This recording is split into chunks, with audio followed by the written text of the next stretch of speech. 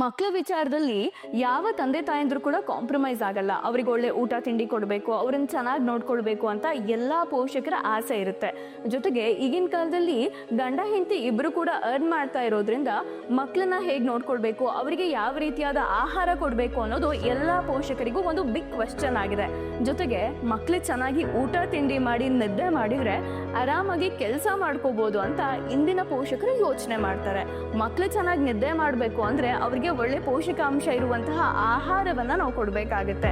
ಆದ್ರೆ ಈಗಿನ ಫುಡ್ಡಲ್ಲಿ ಅದು ಸಿಗ್ತಾ ಇದೆಯಾ, ಈಗಿನ ಪೇರೆಂಟ್ಸಿಗೆ ಅದನ್ನ ಕೊಡೋಕೆ ಆಗ್ತಾ ಇದೆಯಾ ಅಂತ ಒಮ್ಮೆ ಯೋಚನೆ ಮಾಡಿದ್ರೆ ಅದು ಸ್ವಲ್ಪ ಕಷ್ಟ ಅಂತಾನೆ ಹೇಳ್ಬೋದು. ಹಾಗಾಗಿ ಬಹಳಷ್ಟು ಜನ ಪೇರೆಂಟ್ಸ್ ಮಕ್ಕಳಿಗೆ ಯಾವ ರೀತಿಯಾದ ಪೋಷಕಾಂಶ ಇರುವಂತಹ ಫುಡ್ಡನ್ನ ಕೊಡಬೇಕು ಅಂತ ಯೋಚನೆ ಮಾಡ್ತಿರ್ತಾರೆ. ಅವರೆಲ್ರಿಗೂ ಕೂಡ ಒಂದು ದಿ ಬೆಸ್ಟ್ ಆಪ್ಷನ್ಗೆ ನಾನು ಕರ್ಕೊಂಡು ಬಂದಿದ್ದೀನಿ. ಅದೇನು ಅಂದ್ರೆ ಕ್ವೆಸ್ಟ್ ಬೇಬಿ ಪ್ರಾಡಕ್ಟ್ಸ್. ಈ ಕ್ವೆಸ್ಟ್ ಬೇಬಿ ಪ್ರಾಡಕ್ಟ್ಸ್ ಅಲ್ಲಿ ಯಾವ್ಯಾವ ರೀತಿಯ ಬೇಬಿ ಪ್ರಾಡಕ್ಟ್ ಸಿಗುತ್ತೆ, ನಿಮ್ಮ ಮಕ್ಕಳಿಗೆ ಯಾವ್ಯಾವ ರೀತಿಯ ಪ್ರಾಡಕ್ಟ್ಸ್ ಅನ್ನ ಕೊಡ್ಬೋದು ಅನ್ನೋದನ್ನ ಇವತ್ತು ನಾನು ನಿಮಗೆ ತಿಳಿಸ್ತೀನಿ. ಬನ್ನಿ ನನ್ನ ಜೊತೆ.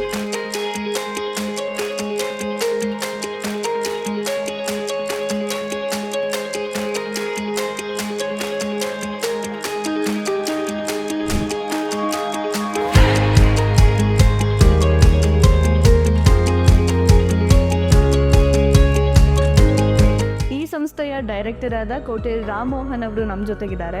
ಈ ಸಂಸ್ಥೆಯ ಬೇಬಿ ಫುಡ್ ಪ್ರಾಡಕ್ಟ್ಸ್ಗಳ ಸ್ಪೆಷಾಲಿಟಿ ಏನು ಅನ್ನೋದನ್ನ ಅವ್ರ ಹತ್ರನೇ ಕೇಳೋಣ. ಸರ್ ನಮಸ್ಕಾರ. ನಮಸ್ತೆ.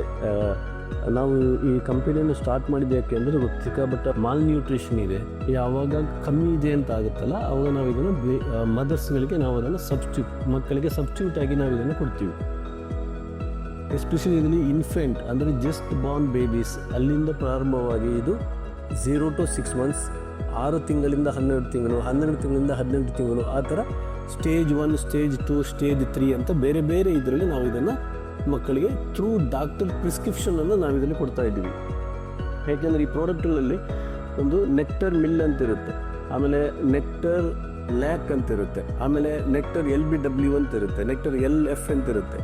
LBW ಅಂದರೆ ಲೋ ಬರ್ತ್ ವೆಯ್ಟ್ ಅಂತ, LF ಅಂತ ಹೇಳಿದ್ರೆ ಲ್ಯಾಕ್ಟೋಸ್ ಫ್ರೀ ಅಂತೇಳಿ. ಸೊ ಅದಾದಮೇಲೆ ನಮ್ಮ ಇದರ ಜೊತೆಗೆ ಮಿಲೆಟ್ಸ್ ಮಿಕ್ಸು ಇರುತ್ತೆ. ಈ ಮಕ್ಕಳಿಗೆ 6 ತಿಂಗಳ ನಂತರ ಅವರಿಗೆ ನಾವು ಈ ಪೋರಿಜ್ ಥರ ಏನು ಕೊಡ್ತೀವಲ್ಲ ಅದೇ ಥರ ಈ ಪೌಡ್ರ್ಗಳನ್ನು ನಾವು ನೀರಿನಲ್ಲಿ ಅದನ್ನು ಕರೆಕ್ಟಾಗಿ ಮಿಕ್ಸ್ ಮಾಡಿ ಮಕ್ಕಳಿಗೆ ಕೊಟ್ಟು ಮಕ್ಕಳಿಗೆ ಒಳ್ಳೆ ಪೌಷ್ಟಿಕಾಂಶಗಳು ಇದರಲ್ಲಿ ಸಿಗ್ತಾ ಇದೆ. ಇದರಲ್ಲಿ ನಾವು ಮಿಲೆಟ್ಸ್ಗಳ ಜೊತೆಗೆ ಈವನ್ ಫ್ರೂಟ್ಸ್ಗಳನ್ನು ಹಾಕ್ತೀವಿ, ಚಿಕ್ಕ ಚಿಕ್ಕ ಫ್ರೂಟ್ ಕ್ರಂಚೀಸ್ಗಳನ್ನು ಹಾಕ್ತೀವಿ, ಆಮೇಲೆ ವೆಜಿಟೇಬಲ್ ಕ್ರಂಚೀಸ್ಗಳನ್ನು ಹಾಕ್ತೀವಿ. ಇದನ್ನು ಹಾಕಿ ಅವರಿಗೆ ಪೌಷ್ಟಿಕ ಭರಿತ ಆಹಾರವನ್ನು ನಾವು ಇದರಲ್ಲಿ ಕೊಡ್ತಾ ಇದ್ದೀವಿ. ಅದರ ಜೊತೆಗೆ ಇದರಲ್ಲಿ vitamins, minerals, DHA, ARA, EPA ಎಲ್ಲವನ್ನು ಈ ಪೌಡ್ರಲ್ಲಿ ನಾವು ಮಿಕ್ಸ್ ಮಾಡಿ ಕೊಡೋದ್ರಿಂದ ಮಕ್ಕಳಿಗೆ ಏನು ಪೌಷ್ಟಿಕಾಂಶಗಳು ಬೇಕಂತದಲ್ಲ ಅದು ಈ ಪೌಡ್ರಲ್ಲಿ ಸಿಗ್ತದೆ. ಈ ಬೇಬಿ ಪ್ರಾಡಕ್ಟ್ಗಳನ್ನು ಜಸ್ಟ್ ಬಾರ್ನ್ ಬೇಬೀಸ್ ಅಂದರೆ ಏನಾಗುತ್ತೆ, ಮಗು ಹುಟ್ಟಿದ ತಕ್ಷಣ ಮಗುವಿನ ತಾಯಿ ಹಾಲು ಕೊಡಲು ಅಸಾಧ್ಯವಾದ ಸಂದರ್ಭಗಳಲ್ಲಿ ಡಾಕ್ಟರ್ಗಳನ್ನು ಈ ಪ್ರಾಡಕ್ಟನ್ನು ಮಕ್ಕಳಿಗೆ ಕೊಡಲಿಕ್ಕೆ ಹೇಳ್ತಾರೆ. ಸೊ ಅದನ್ನು ಹಾಸ್ಪಿಟ್ಲ್ಗಳಲ್ಲೇ ಜಸ್ಟ್ ಬಾರ್ನ್ ಬೇಬೀಸ್ಗಳಿಗೆ ನರ್ಸಸ್ಗಳು ಅಥವಾ ಆ ಮದರ್ ಜೊತೆಗೆ ಯಾರು ಇರ್ತಾರೋ ಅವರು ಅದನ್ನು ಮಿಕ್ಸ್ ಮಾಡಿ ಮಕ್ಕಳಿಗೆ ಅದನ್ನು ಕೊಡ್ತಾರೆ. ಈವನ್ ಅಪ್ ಟು 2 years ತನಕ ನಾವು ಇದನ್ನು ಕೊಡ್ಬೋದು. 0 to 6 months ಒಂದು ಇದೆ, ಅದು ಇನ್ಫೆಂಟ್ ಅಂತ ಹೇಳ್ತೀವಿ. ನಿಮಗೆ ಏನಾಗ್ತದೆ, ನಮ್ಮ ಆರೋಗ್ಯ ಸರಿ ಇಲ್ಲ ಅಂತಂದ್ರೆ ನಾವು ಜಾಸ್ತಿ ಅದರ ಬಗ್ಗೆ ತಲೆ ಕೆಡಿಸ್ಕೊಳ್ತಾ ಇಲ್ಲ. ಅದೇ ನಮ್ಮ ಮಕ್ಕಳಿಗೆ ಆರೋಗ್ಯ ಸರಿ ಇಲ್ಲ ಅಂತ ಆದ ತಕ್ಷಣ ನಾವು ಅದರ ಬಗ್ಗೆ ತುಂಬ ಕೇರ್ ತಗೊಳ್ತೀವಿ. ಸೊ ನಮ್ಮ ಸಂಸ್ಥೆಯಲ್ಲಿರೋ ಇದರಲ್ಲಿ ನಮಗೆ 6 BAS ಸರ್ಟಿಫಿಕೇಷನ್ಗಳಿದೆ. ನಮ್ಮದು one of the highest BAS certification ನಮ್ಮದು ಇಲ್ಲಿ ಇರ್ತಾ ಇರೋದು. 0 to 6 monthsಗೆ ನಾವು ಅದನ್ನು ಕೊಡ್ತೀವಿ. ಸ್ಟೇಜ್ 2 ಬಂದು 6 ತಿಂಗಳಿಂದ 12 ತಿಂಗಳ ತನಕ. ಸ್ಟೇಜ್ 3 ಬಂದುಬಿಟ್ಟು 12 ತಿಂಗಳಿಂದ above. So even up to 2 years 3 years ತನಕ ನಾವು ಮಕ್ಕಳಿಗೆ ಆ ಪ್ರಾಡಕ್ಟನ್ನು ಕೊಡ್ಬೋದು. ಈ ಬೇಬಿ ಫುಡ್ ಪ್ರಾಡಕ್ಟ್ ಫ್ಯಾಕ್ಟ್ರಿಯ ಪ್ರೊಡಕ್ಷನ್ ಯೂನಿಟ್ಗೆ ನಾನು ಹೋಗ್ತಾ ಇದ್ದೀನಿ. ನೋಡಿ, ಪ್ರೊಡಕ್ಷನ್ ಯೂನಿಟ್ಗೆ ಎಂಟರ್ ಆಗಬೇಕು ಅಂತಂದರೆ ಒಂದಿಷ್ಟು ಸೇಫ್ಟಿ ಮೆಜರ್ಸ್ನ ನಾವು ಫಾಲೋ ಮಾಡಬೇಕಾಗುತ್ತೆ. ಫಾರ್ ಎಕ್ಸಾಂಪಲ್, ನಾನಿಲ್ಲಿ ಹೇರ್ ಕ್ಯಾಪ್ ಹಾಕಿದ್ದೀನಿ, ಮಾಸ್ಕ್ ಹಾಕಿದ್ದೀನಿ, ಗ್ಲೌಸ್ ಹಾಕಿದ್ದೀನಿ, ಜೊತೆಗೆ ನಾವು ಸ್ಯಾಂಡಲ್ಸ್ ಹಾಕಿದರೆ ಅದನ್ನು ಕೂಡ ಕವರ್ ಮಾಡಿಕೊಂಡು ನಾವು ಪ್ರೊಡಕ್ಷನ್ ಯೂನಿಟ್ ಒಳಗೆ ಎಂಟರ್ ಆಗಬೇಕಾಗುತ್ತೆ. ನೋಡಿ, ಪ್ರೊಡಕ್ಷನಲ್ಲಿ ಏನೇನು ಪ್ರೋಸೆಸ್ ಇರುತ್ತೆ ಅನ್ನೋದನ್ನ ಈ ಒಂದು ಸಂಸ್ಥೆಯ ಡೈರೆಕ್ಟರ್ ಆದ ಕೋಟೆ ರಾಮಮೋಹನ್ ಅವ್ರ ಹತ್ರನೇ ಕೇಳೋಣ. ಸರ್, ಪ್ರೊಡಕ್ಷನ್ ಯೂನಿಟಲ್ಲಿ ಯಾವ ರೀತಿ ಫುಡ್ ಪ್ರೊಸೆಸಿಂಗ್ ನಡೆಯುತ್ತೆ ಅನ್ನೋದನ್ನ ನೀವೇ ಎಕ್ಸ್ಪ್ಲೇನ್ ಮಾಡಿ. ಮೇಡಮ್, ಮೆಥಿಲನ್ನು ಇಲ್ಲಿಂದ ಇಲ್ಲಿವರೆಗೆ ಮಾಡ್ಕೊಳ್ತೀವಿ. ಇಲ್ಲಿವರೆಗೆ ಮಾಡ್ಕೊಂಡು ಬಂದು ಮೆಥಿಲನ್ನು ನಾವು ಡಂಪ್ ಮಾಡಿರ್ತೀವಿ. ಇಲ್ಲಿ ಆದಮೇಲೆ ಏನಾಗುತ್ತೆ ಅದು ನಾವು ಅದರದ್ದು ಪ್ಯಾಕಿಂಗ್ ಮಾಡ್ತೀವಿ ಪ್ರಾಡಕ್ಟಿಗೆ. ಆಮೇಲೆ ಸೂಪ್ ಇದೆ ಹೇಗೆ ಅಂತೇಳಿ ಸೊ ಮೈಕ್ರೋ ಟೆಸ್ಟ್ಗಳೆಲ್ಲ ಆದ ಮೇಲೆ ಮೆಟೀರಿಯಲ್ನ ಇಲ್ಲಿಂದ ನಾವು ಇನ್ವರ್ಟ್ ಮಾಡ್ಕೊಳ್ತೇವೆ. ಈ ಮೆಟೀರಿಯಲ್ ಇನ್ವರ್ಟ್ ಆದಮೇಲೆ QC ಪಾಸ್ ಆದ ಮೆಟೀರಿಯಲ್ನ ನಾವು ಇಲ್ಲಿ ಈ ಥರ ಸ್ಟೋರೇಜ್ ಮಾಡಿರ್ತೀವಿ. ಈ ಥರ ಸ್ಟೋರೇಜ್ ಇದರಲ್ಲಿ ಹೋಲ್ ಮಿಲ್ಕ್ ಪೌಡರ್ ಇರ್ಬೋದು, ಮಾರ್ಬಲ್ ಪೌಡರ್ ಎಲ್ಲ ರಾ ಮೆಟೀರಿಯಲ್ಸ್ ನಾವು ಬೇರೆ ಬೇರೆ ಇದನ್ನು ನಾವು ಸ್ಟೋರ್ ಮಾಡಿರ್ತೀವಿ. ಇಲ್ಲಿ ಕಂಪ್ಲೀಟ್ ಇದು ಸ್ಟೋರೇಜ್ ಇರ್ತದೆ. ಇಲ್ಲಿ ಸ್ಟೋರೇಜ್ ಆದ ಮೇಲೆ ನಾವು ನೆಕ್ಸ್ಟ್ ಲೆವೆಲ್ ಇಲ್ಲಿಂದ ಪ್ರೊಡಕ್ಷನ್ಗೆ ಚಲಿಸ್ಕೊಳ್ತೀವಿ. ಆ ಒಂದು ಬ್ಯಾಚಿಗೆ ನಮಗೆ ಎಷ್ಟು ಮೆಟೀರಿಯಲ್ ಬೇಕಾಗುತ್ತದೆ ಅದು ನಾವು ಇಲ್ಲಿಂದ ಬ್ಯಾಚ್ ಪ್ರಕಾರ ನಾವು ಮೆಟೀರಿಯಲ್ ಒಳಗಡೆ ಕೊಂಡು ಹೋಗ್ತೀವಿ. ಇಲ್ಲಿ ಬಂದ ಮೇಲೆ ಈ ಒಂದು ಬ್ಯಾಚಿಗೆ ನಮ್ಮದು ಬಂದು 1500 kg ಕೆಪಾಸಿಟಿ ಇರುತ್ತೆ, ಬ್ಲೆಂಡರ್ ಕೆಪಾಸಿಟಿ. ಅದಕ್ಕೆ ಎಷ್ಟು ಬೇಕಾ ಇದು ಬಂದು ಡಿಸ್ಪೆನ್ಸಿಂಗ್ ರೂಮ್ ಅಂತ ಹೇಳ್ತೀವಿ ನಾವು. ಇಲ್ಲಿ ಅದನ್ನೇ ವೆಯ್ಟ್ ಮಾಡಿಬಿಟ್ಟು ಎಷ್ಟೆಷ್ಟು ಬೇಕು ಅದರ ಪ್ರಕಾರ ನಾವು ಅದನ್ನು ಇಲ್ಲಿಗೂ ಡಂಪ್ ಮಾಡ್ತೀವಿ.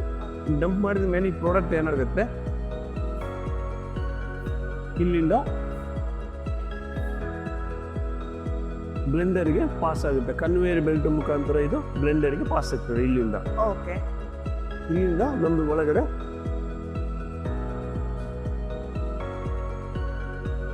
ಅಲ್ಲಿಂದ ಈ ಬ್ಲೆಂಡರ್ಗೆ ಬರುತ್ತೆ. ಈ ಬ್ಲೆಂಡರಲ್ಲಿ ನಾವು ಅದನ್ನು ಡಿಪೆಂಡ್ಸ್ ಆನ್ ಬೇರೆ ಬೇರೆ ಪ್ರಾಡಕ್ಟ್ಗೆ 20 ಮಿನಿಟ್ಸ್ 30 ಮಿನಿಟ್ಸು ಆ ಥರದನ್ನ ಬ್ಲೆಂಡಿಂಗ್ ಆಗ್ತದೆ. ಬ್ಲೆಂಡಿಂಗ್ ಆದಮೇಲೆ ಇನ್ನೇನು ಇದು ಡೈರೆಕ್ಟಾಗಿ ಇಲ್ಲಿಗೆ ಇದು CCP 1 ಅಂತ ಹೇಳ್ತೀವಿ ನಾವು. CCP 1 ಹೌದು, ಕ್ರಿಟಿಕಲ್ ಕಂಟ್ರೋಲ್ ಪಾಯಿಂಟ್ 1 ಅಂತೇಳಿ ಅಲ್ಲಿ ಶಿಫ್ಟರ್ ಇರುತ್ತೆ.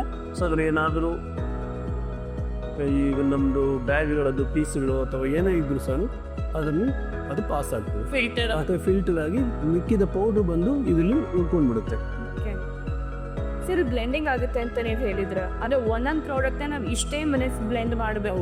ಹೌದು, ಅದು ಒಂದೊಂದು ಪ್ರಾಡಕ್ಟ್ಗಳ ಮೇಲೆ ಯಾವ್ದು ನಾವು ರಾ ಮೆಟೀರಿಯಲ್ ಹಾಕಿರ್ತೀವಲ್ಲ ಅದರ ಬೇಸಿಸ್ ಮೇಲೆ ನಾವು ಬ್ಲೆಂಡಿಂಗ್ ಟೈಮಿಂಗ್ಸ್ ಎಲ್ಲ ಸೆಟ್ ಮಾಡಿರ್ತೀವಿ.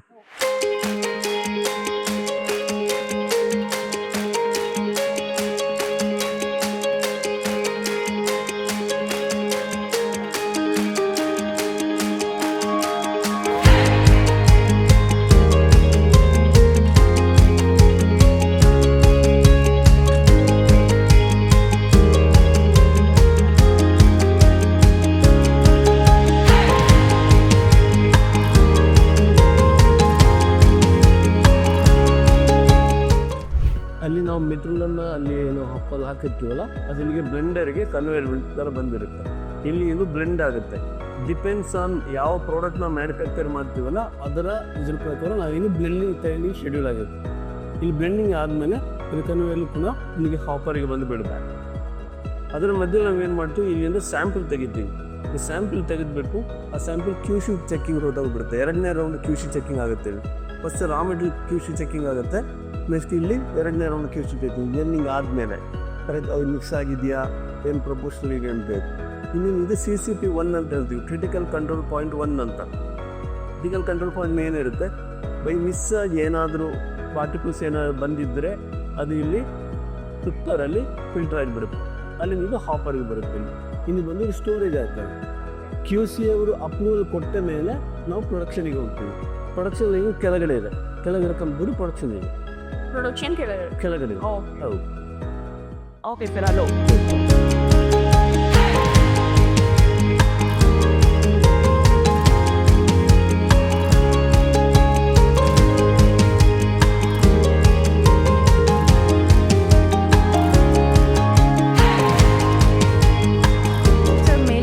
ಬ್ಲೆಂಡಿಂಗ್ ಪ್ರೋಸೆಸ್ ನೋಡಿದ್ವಿ. ಈಗ ಕೆಳಗಡೆ ಫ್ಲೋರಲ್ಲಿ ಯಾವ ರೀತಿಯ ಪ್ರೊಸೆಸಿಂಗ್ ನಡೆಯುತ್ತೆ ಅನ್ನೋದನ್ನ ಎಕ್ಸ್ಪ್ಲೇನ್ ಮಾಡ್ತಾರೆ.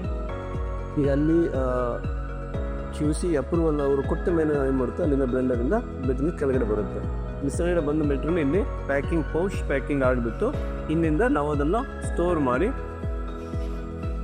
ಒಂದೊಂದು ಪ್ಯಾಕಿಂಗ್ ಬರ್ತಾ ಇರುತ್ತೆ. ಇದನ್ನು ನಾವು ಇಲ್ಲಿಗೆ ಪ್ಯಾಕಿಂಗ್ ಕೊಡ್ತೀವಿ. ಕೆಳಗಡೆ ಬಂದಾಗ ಅಲ್ಲಿ CCP 2 ಅಂತ ಇರುತ್ತೆ. CCP 2 ಅಂತ ಹೇಳಿದರೆ ಅದರಲ್ಲಿ ಏನಾದರೂ ಮೆಟಲ್ ಡಿಟೆಕ್ಟರ್ ಅದರ ಒಳಗಡೆ ಇದೆ. ಏನಾದರೂ ಮೆಟಲ್ಸು ಆ ಥರ ಏನಾದ್ರು ಬಂದರೆ ಮೆಷಿನ್ ಆಟೋಮೆಟಿಕ್ಕಾಗಿ ಇಲ್ಲಿ ಸ್ಟಾಪ್ ಆಗ್ತದೆ. ನಾವು ಆಮೇಲೆ ಅದರಲ್ಲಿ ಏನಿದೆಯೋ ಅದನ್ನು ತೆಗೆದುಬಿಟ್ಟು ಪುನಃ ಟೆಸ್ಟಿಗೆ ಕೊಡ್ತೀವಿ. ಅದನ್ನು ಅಲ್ಲಿಂದ ಕೆಳಗಡೆ ಬರುತ್ತೆ. ಇಲ್ಲಿ ಪೌಚಸ್ ಬಂದ ಮೇಲೆ ಇಲ್ಲಿ ಬಂದ ಮೇಲೆ ಹುಡುಗರು ಅದನ್ನು ಪ್ಯಾಕಿಂಗ್ ಮಾಡ್ತಾರೆ. ಈ ಒಂದು ಜಾರಿನ ಒಳಗಡೆಗೆ ಅವರು ಆ ಪೌಚು ಆಮೇಲೆ ಒಂದು ಮೆಷರಿಂಗ್ ಕಪ್ಪು ಮತ್ತೊಂದು ಸ್ಕೂಪನ್ನು ಹಾಕ್ತಾರೆ. ಆಮೇಲೆ ಇದು ಒಂದು ಇಕ್ಕಿರ್ತಾರೆ. ಒಂದು ಸಲ ಕ್ಲಿಪ್ ಏನಕ್ಕೆ ಯೂಸ್ ಆಗುತ್ತೆ ಅಂದರೆ, ಒಂದು ಸಲ ಕಟ್ ಮಾಡಿ ಓಪನ್ ಮಾಡಿದ ಮೇಲೆ ಪುನಃ ಅದನ್ನು ಅವರು ಕ್ಲಿಪ್ಪಲ್ಲಿ ಅದನ್ನು ಕ್ಲೋಸ್ ಮಾಡಿಬಿಟ್ಟು ಈ ಡಬ್ಬದೊಳಗೆ ಹಾಕಿ ಇಟ್ಕೊಂಡ್ಬಿಡ್ತಾರೆ ಅದನ್ನು.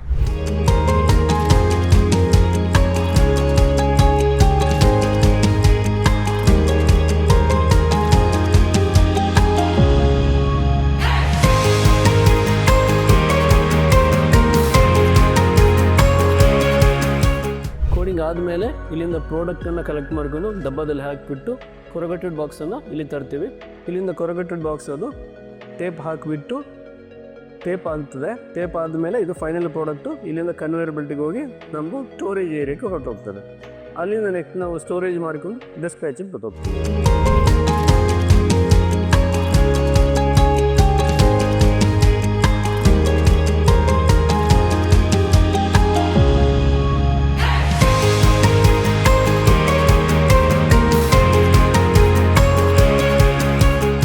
ಪ್ರೊಡಕ್ಷನ್ ಆದಮೇಲೆ ಪ್ಯಾಕಿಂಗ್ ಆದಮೇಲೆ ಕೊರಗಟೆಡ್ ಬಾಕ್ಸಲ್ಲಿ ನಾವು ಅದನ್ನು ಪ್ಯಾಕ್ ಮಾಡ್ತೀವಿ.